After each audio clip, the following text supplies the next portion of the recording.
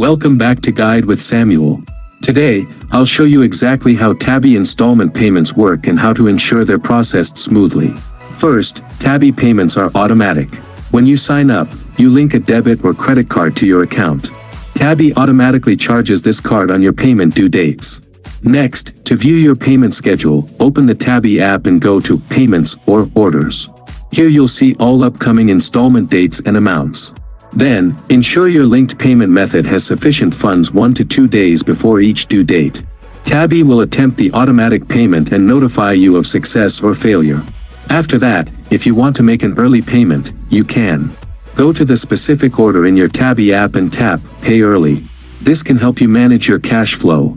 If a payment fails due to insufficient funds, Tabby will retry and may charge a late fee. Always keep your payment method updated and funded. The key to smooth Tabby payments is maintaining a valid, funded payment method linked to your account.